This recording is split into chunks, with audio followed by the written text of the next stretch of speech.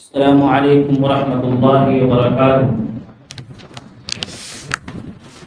الحمد للہ رب العالمین والصلاة والسلام علی اشرف الانبیاء والمرسلین وعلی آلہ واصحابہ اجمعین، اما بعد۔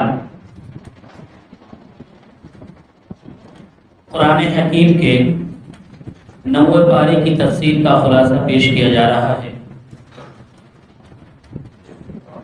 اللہ رب العالمین پارے کی ابتدا میں ارشاد فرماتا ہے، قال الملأ الذين استكبروا من قومه لنخرجنك يا شعيب والذين آمنوا معك من قريتنا أو لتعودن في ملتنا قال أولو كنا كارهين۔ حضرت شعیب علیہ السلام یہ اللہ رب العالمین کے ایک پیغمبر ہے۔ اللہ رب العالمین نے انہیں مدین کی طرف نبی بنا کر مبعوث کیا تھا۔ ان کی قوم کے اندر شرک کے علاوہ ایک معاشی بیماری تھی، جو وہ یہ تھی کہ یہ لوگوں سے پیسے پورا لیتے لیکن ناپ تول میں کمی کرتے، ڈنڈی مارتے۔ پیسے تو پورا لے لیتے لیکن تول میں کمی کرتے تھے، کم مال دیتے تھے۔ حضرت شعیب علیہ السلام نے اپنے قوم کے لوگوں کو سمجھایا اور انہیں بتایا کہ ایک تو تم شرک کر رہے ہو، اور دوسری یہ کہ یہ ڈنڈی مارنے والی جو خصلت ہے تم نے اپنے اندر بسا لی، اس کو چھوڑ دو، یہ بری چیز ہے۔ تو شعیب علیہ السلام کے قوم کے جو سرمایہ دار لوگ تھے، جسے قرآن نے ملعون کہا ہے، یعنی وہ لوگ بھرے ہوئے تھے۔ کس چیز سے بھرے ہوئے تھے؟ مال و دولت سے بھرے ہوئے تھے، بہت زیادہ مالدار تھے۔ اور ایک تفسیر یہ بھی ہے کہ یہ لوگ کبر و تکبر سے بھرے ہوئے تھے، غرور سے بھرے ہوئے تھے۔ قال الملأ الذين استكبروا من قومه، قوم کے سرمایہ داروں نے یہ کہا کہ اے شعیب، تم اپنی بات کو اپنے جیب میں رکھو، سمجھانے کی کوشش مت کرو۔ اگر تم باز نہیں آؤ گے تو ہم لنخرجنك يا شعيب والذين آمنوا معك من قريتنا، ہم تم کو اور تمہارے ماننے والوں کو اس شہر سے بھگا دیں گے، اس شہر سے بھگا دیں گے، تم اپنی بات سے باز آ جاؤ۔ حضرت شعیب علیہ السلام نے اور ان کی قوم کو ان لوگوں نے کہا، دھمکی دی کہ اپنی بات سے باز آ جاؤ ورنہ ہم شہر سے نکال دیں گے، یا او لتعودن فی ملتنا، ہمارے دین میں آ جاؤ، اپنے دین کو چھوڑ دو، ہمارے دین میں آ جاؤ۔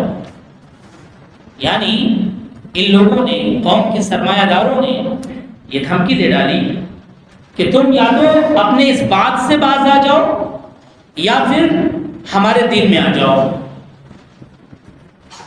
حضرت شعیب علیہ السلام کے قوم نے انہیں جواب دیا اور انہیں کہا، قال اولو كنا كارهين، تم لوگ ہمیں اپنے دین کی طرف بلانا چاہ رہے ہو اور یہ کہہ رہے ہو کہ یعنی ہم لوگ شعیب علیہ السلام کا دین چھوڑ دیں، یعنی توحید چھوڑ دیں، جبکہ ہمارے دل میں تمہارا دین پہلے ہی سے مقبول ہے۔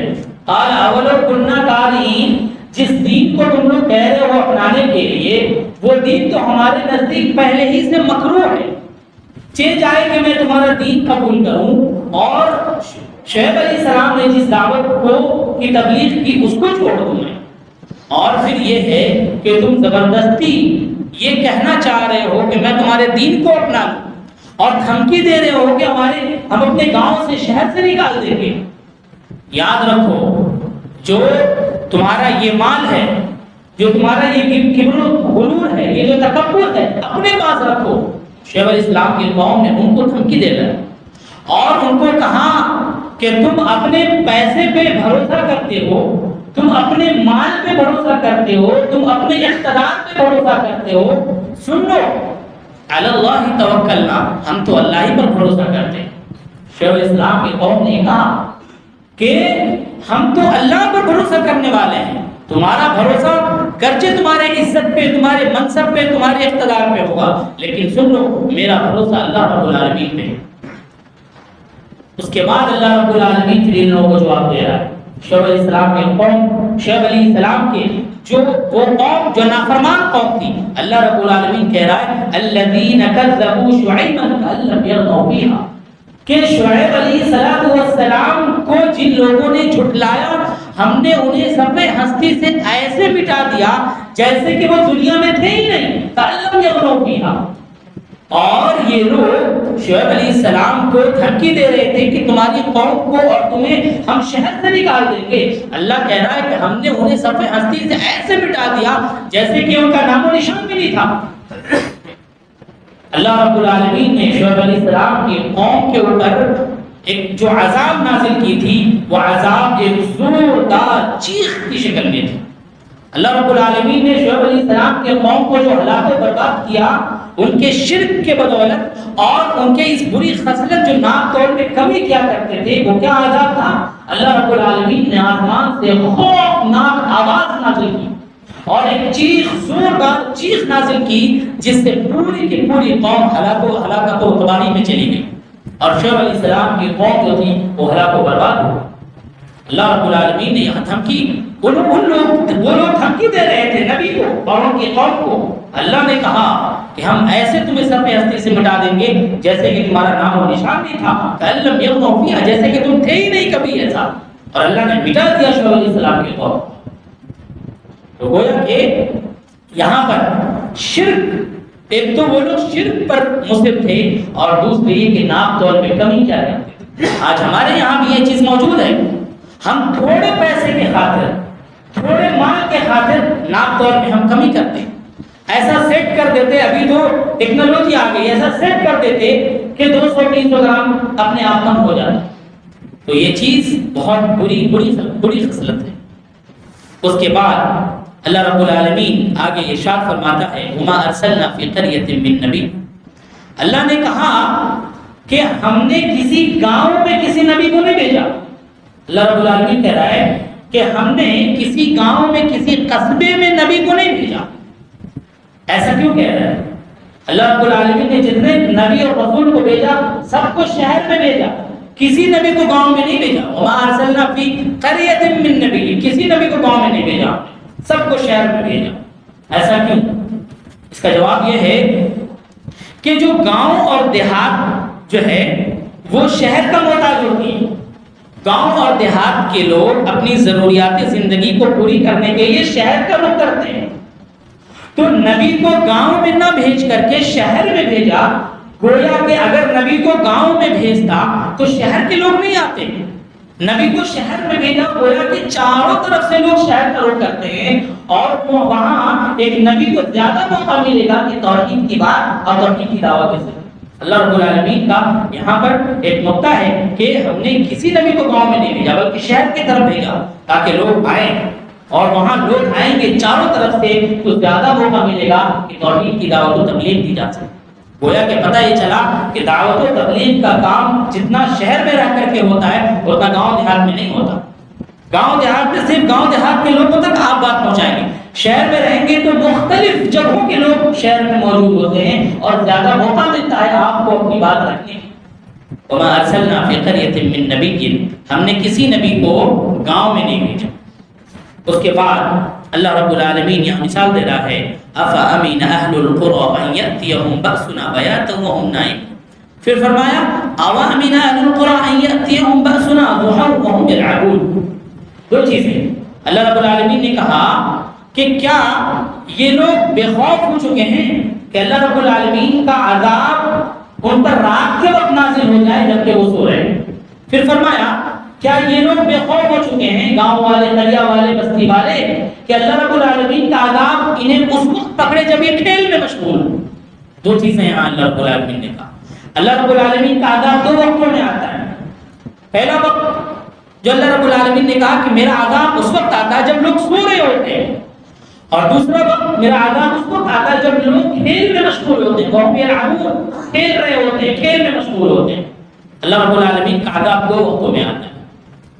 نیند جو ہے، نیند یہ غفلت حسی ہے. جب انسان سو جاتا ہے تو غفلت میں چلا جاتا ہے، حسی غفلت ہوتی ہے، اور جب سو جاتا ہے تو اگل بغل میں کیا چیزیں ہوتی ہیں اسے پتہ نہیں چلتا. غفلت حسی ہے. اور کھیل جو ہے یہ غفلت معنوی ہے. انسان جب کھیل رہا ہوتا ہے یا کوئی شخص کھیل کو دیکھ رہا ہوتا ہے تو اگل بغل میں کیا چیزیں ہوتی ہیں اسے پتہ نہیں چلتا، سامنے کیا ہو رہا ہے وہ اس کو دیکھتا ہے. تو غفلت معنوی ہے. تو 2 طرح کی غفلت ہے، غفلت حسی اور غفلت معنوی. اللہ رب العالمین کا عذاب جب لوگوں کے اوپر نازل ہوتا ہے تو دونوں طرح کی غفلت میں آتا ہے، یا تو کبھی غفلت حسی یا پھر غفلت معنوی. اللہ رب العالمین کا عذاب 2 وقتوں میں آتا ہے. جب انسان سو رہا ہوتا ہے، جب انسان سو رہا ہوتا ہے تو اللہ رب العالمین کا عذاب اچانک آتا ہے، پھر اسے موقع نہیں دیتا کہ تم اپنی اصلاح کر لو. یا پھر ایک انسان کھیل میں مشغول ہوتا ہے تو اللہ کا عذاب آ کر کے پکڑ لیتا ہے، پھر موقع بھی نہیں ملتا.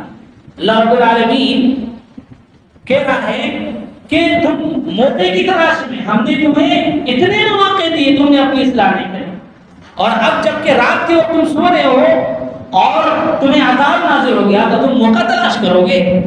اللہ رب العالمین نے کتنے موقع دیے ہم انسانوں کو، ہم لوگوں کو، شروع سے لے کر کے آج تک، ابھی تک ہم لوگ صحت مند ہیں، جوان ہیں، یہ موقع نہیں تو اور کیا چیز ہے. اور جب عذاب آ جائے گا تو ہم موقع کی تلاش میں کریں گے. ہم انسانوں کی عادت، اللہ رب العالمین کہہ رہا ہے کہ ہم رات کے وقت میں عذاب نازل کرتے ہیں، یا پھر کھیل کے وقت میں، ایسے وقت میں جب تم کسی چیز میں مشغول رہتے ہو، تم غفلت میں رہتے ہو اور تمہیں موقع بھی نہیں دیا جاتا. ایک دوسری جگہ اللہ رب العالمین ارشاد فرماتا ہے کہ خوف کھانا چاہیے، خوف کھانا چاہیے ایسے لوگوں کو جو لوگ نبی کی اطاعت و فرما برداری نہیں کرتے. کہیں ایسا نہ ہو کہ کوئی عذاب اچانک آ کر کے انہیں دبوچ لے اور انہیں موقع نہ ملے. اللہ رب العالمین کا عذاب اچانک آتا ہے رات کے وقت جب انسان غفلت میں ہوتا ہے، یا پھر کھیل میں مشغول ہوتا ہے، یا کسی بھی چیز میں، ایسی چیز میں جب وہ مشغول ہوتا ہے تو اللہ کا عذاب آ کر کے پکڑ لیتا ہے. اللہ رب العالمین یہ کہنا چاہ رہا ہے کہ جب انسان کھیل میں ہوتا ہے یا پھر سویا ہوا ہوتا ہے، غفلت میں پڑا ہوا ہوتا ہے، تو میرا عذاب آ کر کے اس کو پکڑ لیتا ہے. اسی لیے وقت سے پہلے، وہ وقت آنے سے پہلے اپنی اصلاح کرنے کی کوشش کریں، تبھی جا کر کے اللہ رب العالمین کے عذاب سے بچ پائیں گے. اس دنیا میں ہو پھر یا آخرت میں ہو، یہ دنیا ہمارے لیے اللہ رب العالمین نے موقع دیا ہے کہ ہم اپنی اصلاح کر لیں. اس کے بعد اللہ رب العالمین یہاں حضرت موسیٰ علیہ السلام کا قصہ ذکر فرمایا ہے. بہت ساری ایسی باتیں ہیں اس قصے میں جس کو مد نظر رکھنا ہے ہمیں. بہت ساری ایسی باریک چیزیں ہیں جو انسان کو جھنجھوڑ دینے والی چیز اس کے اندر اللہ رب العالمین نے بیان کی. حضرت موسیٰ علیہ السلام سے فرعون ڈر گیا تھا، فرعون خوف میں آ گیا تھا کہ کہیں یہ موسیٰ ہماری حکومت کے لیے، ہمارے اقتدار کے لیے کہ خطرہ نہ بن جائے. فرعون نے یہ سوچا کہ موسیٰ علیہ السلام کا مقابلہ جو ہے جادوگروں سے کروا دیا جائے. ایک میدان میں لوگوں کو بلایا جائے اور لوگوں کے سامنے موسیٰ کی جب ہار ہو جائے گی تو لوگوں کے ذہنوں میں بھی جو موسیٰ کی جو عظمت بیٹھی ہوئی وہ نکل جائے گی. فرعون نے ایسا سوچا اور ایسا ہی ہوا. فرعون نے بڑے بڑے جادوگروں کو دعوت دی اور بلایا کہ آؤ تمہیں مقابلہ کرنا ہے موسیٰ سے جو نبی ہونے کا دعویٰ کرتا ہے. ایک میدان میں سارے لوگوں کو اس نے فرعون نے جمع کیا اور یہ سارے کے سارے جادوگر بھی آئے اور ایک طرف موسیٰ علیہ السلام تھے، دوسری طرف جادوگر تھے اور پھر پوری قوم یہ تماشا دیکھ رہی. اللہ رب العالمین یہ کہتا ہے وَجَاءَ السَّحَرَةُ فِرْعَوْنَ قَالُوا إِنَّ لَنَا لَأَجْرًا إِن كُنَّا نَحْنُ الْغَالِبِينَ قَالَ نَعَمْ وَإِنَّكُمْ لَمِنَ الْمُقَرَّبِينَ.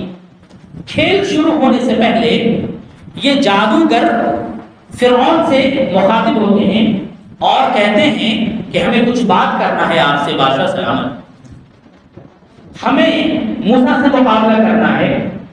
اگر ہم جیت گئے، اگر ہم غالب آ گئے تو کیا ہمیں کچھ پیسہ ملے گا؟ ان لنا لاجرا، کیا ہمارے لیے کچھ مال وال رہے گا، کچھ پیسہ ملے گا؟ فرعون نے کہا قال نعم، ہاں ہاں پیسہ تو ملے گا، اور کہا وَإِنَّكُمْ لَمِنَ الْمُقَرَّبُونَ، ارے تم پیسے کی بات کرتے ہو، تم ہمارے سلطنت میں مقرب ہو جاؤ گے، تمہیں ہم اپنے سے قریب کر لیں گے، تمہیں عہدے دیں گے، پوسٹ دیں گے، تمہیں پیسے بھی ملیں گے اور تمہیں پوسٹ بھی ملے گی۔ یہ فرعون نے کہا۔ گویا کہ یہاں پر دیکھیے ایک چیز خیر کا سمجھیے کہ جس شخص کے دل میں ایمان نہیں ہوتا نا تو اسے صرف اور صرف پیسہ اور عہدہ ہی نظر آتا۔ یہ جو جادوگر تھے یہاں آئے تھے، ان کے دل میں تو ایمان تھا نہیں، تو وہ اس مقابلے کے جیتنے کے بدلے میں انہیں کیا نظر آ رہا تھا؟ پیسہ نظر آ رہا تھا اور عزت نظر آ رہا تھا، عہدہ نظر آ رہا تھا۔ تو پتہ یہ چلا کہ جب انسان کے دل سے ایمان نکل جائے تو اسے صرف پیسہ اور عزت یا پھر عہدہ ہی نظر آتا ہے۔ تو آپ اندازہ لگا لیجئے کہ کس کے دل میں ایمان ہے، کس کے دل میں ایمان نہیں۔ جس کے دل میں اگر اللہ کا ایمان داخل ہو جائے، روشنی اور توحید داخل ہو جائے، وہ پیسے کو اہمیت نہیں دے گا، وہ عہدے کو اہمیت نہیں دے گا، اس کے لیے اہمیت ایمان کی ہے، آخرت کی ہے، اللہ کی ہے، اس کے لیے ایمان کی اہمیت۔ تو پہلی چیز تو یہاں یہ سمجھ میں آئی کہ ایمان جب داخل ہو جائے گا تو پھر پیسے کی اہمیت نہیں ہوتی اس کے نزدیک۔ اس کے بعد دوسری چیز یہاں سمجھ میں آئی، جو فرعون نے کہا کہ تمہیں پیسے بھی ملیں گے اور تم مقرب بھی بنا دیے جاؤ گے ہماری سلطنت میں۔ ایک چیز یہ سمجھ میں آتی ہے کہ یہ کون لوگ تھے؟ یہ جو جادوگر تھے یہ سب وہ لوگ تھے جن کے دل میں ایمان نہیں تھا۔ اگر مثال کے طور پہ یہ جن کے دل میں ایمان نہیں ہے ان کو اگر وزیر بنا دیا جائے یا بادشاہ کا مشیر بنا دیا جائے تو جس کے دل میں پہلے سے ایمان نہیں ہے یا پہلے سے وہ لوگ ظالم ہیں، یہ لوگ جب مشورہ دیں گے یا یہ لوگ جب وزیر بن جائیں گے گویا کہ وہ سلطنت خطرے میں آ جائے گی۔ پتہ یہ چلا کہ آپ کا جو مشیر ہو، جو آپ کا مشورہ دینے والا ہو یا پھر آپ کے ساتھ رہنے والا ہو وہ اچھا ہو، اگر وہ اچھا بندہ نہیں ہوگا، ایماندار بندہ نہیں ہوگا تو آپ کو بھی برباد کر دیں۔ یہ چیز سمجھ میں آئی یہاں پر کہ مشیر یا وزیر یا کوئی بھی آپ کا ساتھی جو ہے، آپ اپنے ساتھی کو اگر چنیں اپنے بزنس میں یا کسی بھی چیز میں تو اچھے بندے کو، ایماندار بندے کو چنیں۔ اگر آپ غلط بندے کو چنیں گے تو اس کے مشورے سے آپ کا پورا معاملہ خطرناک ہو جائے گا اور ختم بھی ہو جائے گا۔ اور تیسری چیز اور یہاں سمجھ میں آئی، ایک داعی کے لیے بڑی اچھی چیز ہے کہ دو طرح کے داعی ہوتے ہیں، داعی ضلالت اور داعی ہدایت۔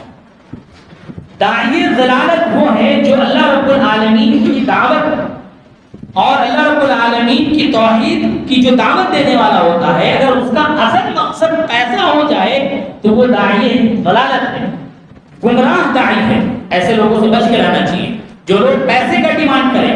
آج بہت ساری دعوت کا اہم مقصد جو ہے، اصل مقصد انہوں نے پیسہ بنا لیا، اور اگر دعوت کا اصل مقصد اللہ کے دین کی سرفرازی ہو تو سمجھ لیجیے کہ وہ دعوت ہدایت ہے اور اصل دعوت وہی ہے، اور اسی دعوت میں اللہ رب العالمین نے تاثیر رکھی۔ لیکن جن لوگوں کا مقصد دعوت کے آڑ میں پیسہ کمانا ہے تو پھر یہ دعوت ضلالت ہے۔ یہ تین چیزیں یہاں سمجھ میں آئی۔ وجاء السحرة فرعون قالوا ان لنا لاجرا ان كنا نحن الغالبين۔ یہ جادوگروں نے کہا کہ اگر ہم غالب آ جائیں، ہم جیت جائیں گے تو کیا ہمیں کچھ پیسہ ملے گا؟ فرعون نے کہا کہ نعم، ہاں پیسہ ملے گا۔ وَإِنَّهُمْ لَمِنَ الْمُقَرَّبُونَ، اور تم مقرب بھی بنا دیے جاؤ گے۔ قالوا یا موسیٰ اما ان تلقی واما ان نکون نحن الملقین۔ اس کے بعد مقابلہ شروع ہوتا ہے۔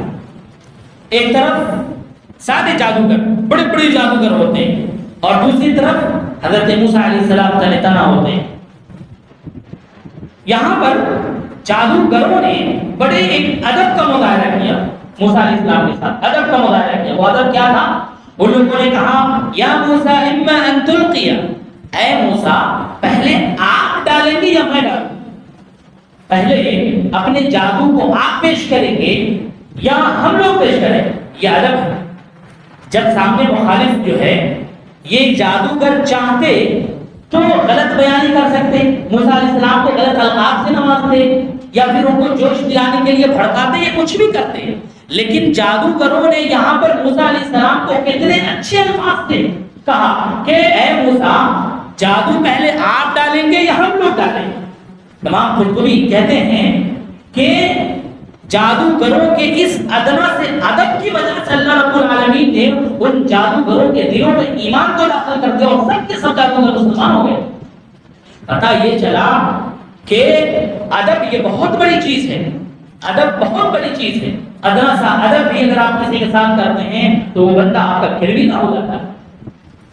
علماء کی ادب کرنی چاہیے، بڑے لوگوں کا عزت کرنا چاہیے، ادب سے پیش آنا چاہیے۔ تو یہاں پر جادوگروں کا ادب یہ تھا کہ انہوں نے غلط القاب سے نہیں نوازا، بلکہ کہا کہ آپ پیش کیجیے یا ہم لوگ پیش کریں۔ موسیٰ علیہ السلام نے کہا قال القوا، پہلے آپ لوگ پیش کیجیے۔ جادوگروں کو کہا کہ پہلے آپ اپنا جادو دکھائیے۔ فلما القوا سحروا اعین الناس، یہ تمام کے تمام جادوگر اپنا جادو پیش کرتے ہیں۔ کیا ہے جادو؟ وہ رسی کو پھینکتے میدان میں اور تمام کے تمام رسی سانپ بن جاتا ہے اور پورے میدان میں سانپ چلنے لگتا۔ ظاہر سی بات ہے یہ جادو تھا، سارے لوگ پریشان گھبرا گئے کہ اتنے سانپ۔ حضرت موسیٰ علیہ السلام خود گھبرا گئے۔ اللہ رب العالمین نے کہا گھبراتے کیوں ہو؟ وَأَوْحَيْنَا إِلَىٰ مُوسَىٰ أَنْ أَلْقِ عَصَاكَ، گھبراتے کیوں ہو؟ اے موسیٰ تمہارے ہاتھ میں جو لاٹھی ہے اس لاٹھی کو پھینکو، اپنے لاٹھی کو پھینکو، دیکھو میں کیسا معجزہ دکھاتا ہوں۔ حضرت موسیٰ علیہ السلام اپنا عصا اپنا لاٹھی میدان میں پھینکتے ہیں۔ جیسے میدان میں اپنا لاٹھی پھینکتے موسیٰ علیہ السلام کا وہ عصا ایک اژدہا سانپ بن جاتا ہے، اتنا بڑا سانپ بن جاتا ہے کہ جتنے سانپ فیلڈ میں تھے سب کو اس نے نگل لیا۔ ظاہر سی بات ہے جب یہ منظر جادوگروں نے دیکھا تو ان کے دل میں یہ بات آ گئی کہ موسیٰ کا جو یہ جو جادو، یہ جادو نہیں ہے، جادو تو ہم لوگوں نے پیش کیا تھا کہ جو رسی کو ہم نے سانپ بنا دیا۔ یہ موسیٰ علیہ السلام نے جو لاٹھی پھینکا، عصا پھینکا، یہ جادو نہیں ہے، یہ تو معجزہ ہے۔ ان کا دل اس طرف مائل ہو گیا کہ موسیٰ صحیح معنوں میں سچا نبی ہے، یہ جادوگر نہیں ہے، موسیٰ سچا نبی ہے۔ اور فوراً یہ تمام کے تمام جادوگر سجدے میں گر جاتے ہیں اور ایمان قبول کر لیتے ہیں۔ قالوا آمنا برب العالمین رب موسیٰ و ہارون، ان سارے جادوگروں نے کہا کہ ہم نے رب العالمین کا کلمہ پڑھا، رب موسیٰ و ہارون اور موسیٰ کے رب پر ہم ایمان لے آئے۔ دیکھیے پہلے جو ہم نے بیان کیا کہ جادوگر ایک ادنا سے ادب کا مظاہرہ کیا، اللہ رب العالمین نے یہاں ان کے دل میں ایمان ڈالا اور یہ سارے کے سارے جادوگر ایمان لے۔ اس کے بعد یہاں فرعون پریشان ہوتا ہے، کیوں؟ اس لیے کہ فرعون کی جو چال تھی وہ تو کامیاب نہیں ہوئی۔ سارے کے سارے لوگ دیکھ رہے ہیں کہ یہ جادوگر جو فرعون موسیٰ کے مقابلے میں آئے تھے سب ایمان قبول کر لیے، اب تو یہ فرعون کا معاملہ خطرناک ہو گیا۔ فرعون کہتا ہے قال فرعون آمنتم به قبل ان آذن لكم، جادوگروں کو کہتا ہے کہ نہیں، تم نے ہمارے ساتھ فریب کیا، دھوکا کیا ہے، تمہارا پہلے سے ساز باز تھا، تم نے ہمارے ساتھ دھوکا کیا ہے، اب میں تم لوگوں کو دکھاتا ہوں۔ فرعون کہتا ہے لو قطعن ایدیکم، جادوگروں سے مخاطب ہوتا ہے اور کہتا ہے کہ ہم تمہارے ہاتھ پیر کاٹ دیں گے، تمہارے دائیں ہاتھ اور بائیں پیر کو کاٹیں گے، پھر اس کے بعد تمہارے بائیں ہاتھ اور دائیں پیر کو کاٹیں گے، تمہیں یوں ہی تڑپتا چھوڑ دیں گے اور تمہیں سولی پر لٹکا دیں گے۔ فرعون یہ دھمکی دیتا ہے۔ یہ تمام کے تمام جادوگر ڈر جاتے ہیں، جو اسلام قبول کر لیے یہ لوگ کانپنے لگتے ہیں۔ اب ظاہر سی بات ہے انہوں نے تو اسلام قبول کر لیا تھا، اب یہ اللہ سے دعا کرتے ہیں۔ دعا دیکھیں کیا کرتے ہیں، انہوں نے یہ دعا نہیں کیا اے اللہ فرعون کے ظلم سے ہمیں بچا لے، کیوں؟ دیکھیں ایمان راسخ ہو گیا تھا۔ انہوں نے دعا کیا ربنا افرغ علینا صبرا وتوفنا مسلمین، اے ہمارے رب ہمارے اوپر صبر کو انتیل دے اور وتوفنا مسلمین، اے اللہ ہمیں مسلمان کی حالت میں موت دینا۔ جادوگر تو سمجھ گئے تھے کہ یہ فرعون ہمیں عذاب دینے والا ہے، لیکن اس کے عذاب سے بچنے کے لیے دیکھیے دعا بھی انہوں نے کیا تو کیا کیا کہ اے اللہ ہمیں صرف صبر نہیں دینا بلکہ صبر کو انتیل دینا، کیوں؟ انہیں پتا تھا کہ ہاتھ پیر کا کاٹا جانا، سولی پر چڑھانا، یہ صرف صبر سے کام نہیں چلے گا، یقینی طور پر بہت ہی برا عذاب ہے۔ ایک شخص کے ہاتھ کو کاٹ دیا جائے، پیر کو کاٹ دیا جائے، تڑپتا چھوڑ دیا جائے، یہ صرف صبر سے کام نہیں آئے۔ اے اللہ ہمارے اوپر صبر کو انڈیل دینا، جتنے صبر ہیں اللہ صبر انڈیل دینا، کہیں ایسا نہ ہو کہ ہمارا ایمان متزلزل ہو جائے اور میں ہلاک و برباد ہو جاؤں۔ اور پھر دوسری دعا توفنا مسلمین، ہمیں مسلمان کی حالت میں اللہ موت دینا۔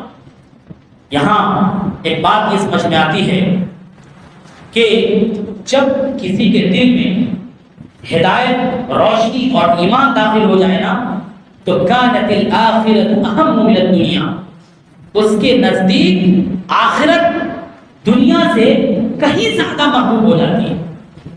یہاں پر دیکھیے، ایک طرف جادوگر آئے تھے تو پیسے کا مطالبہ کر رہے تھے کہ اگر ہم جیت گئے تو ہمیں پیسہ ملے گا، اس وقت ان کے دل میں ایمان نہیں تھا۔ اب جب ایمان دل میں داخل ہو گیا ہے تو بچنے کے لیے اللہ رب العالمین سے صبر مانگ رہے ہیں، اور کیا مانگ رہے ہیں کہ مسلمان کی حالت میں، مومن کی حالت میں ہمیں موت دینا۔ گویا کہ ایمان اور ایمان کی روشنی، توحید کی روشنی ان کے دل راسخ ہو گئی تھی۔ تو جب ایک شخص کے دل میں اگر ایمان راسخ ہو جائے تو پھر آخرت زیادہ محبوب ہو جاتی ہے اس کے نزدیک، وہ آخرت کے فکر میں لگا رہتا ہے، اور دنیا اس کے نزدیک ایسی حقیر ہو جاتی ہے، ایسی حقیر ہو جاتی ہے کہ کوئی اہمیت اور معنی نہیں رکھتی۔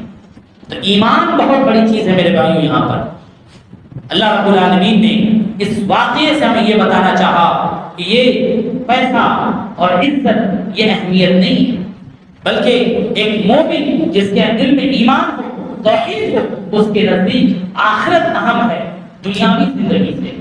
تو آخرت کی فکر ہم لوگوں کو کرنا ہے۔ اگر ہم آخرت کی فکر نہیں کیے، ابھی بھی ہمارے دل میں اگر آخرت اور اللہ کا ڈر اور اللہ کا خوف نہیں آیا تو ہم ہلاک و برباد ہو جائیں گے۔ ایک آخری بات اللہ رب العالمین نے یہاں پر اپنے نبی محمد صلی اللہ علیہ وسلم کے چند صفات کو بیان کر رہا ہے۔ تو پہلی صفت، جب قرآن مجید میں کسی چیز کا تذکرہ اگر پہلے کیا جاتا ہے تو گویا کہ اللہ کے نزدیک اس کی اہمیت زیادہ ہے۔ اللہ کے رسول صلی اللہ علیہ وسلم کی یہاں پر صفت اللہ رب العالمین نے بیان کی، تو پہلی صفت یہاں بیان کی یأمرهم بالمعروف وینہون عن المنکر۔ اللہ کے نبی کی پہلی صفت کیا تھی کہ وہ برائیوں سے روکتے تھے اور بھلائیوں کا حکم دیتے تھے۔ امر بالمعروف اور نہی عن المنکر، یہ پہلی صفت اللہ کے نبی۔ گویا کہ ہم محمد صلی اللہ علیہ وسلم کی امتی ہیں، ہمارے اوپر بھی یہ فریضہ ہے کہ ہم امر بالمعروف اور نہی عن المنکر کا فریضہ انجام دیں، اور یہ کام سب سے پہلے ہم اپنے گھر سے اسٹارٹ کریں۔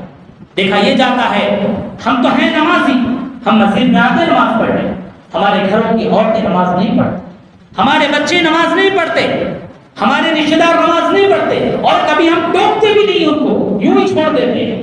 آپ کے اوپر ذمہ داری ہے کہ آپ امر بالمعروف اور نہی عن المنکر کا فریضہ انجام دیں۔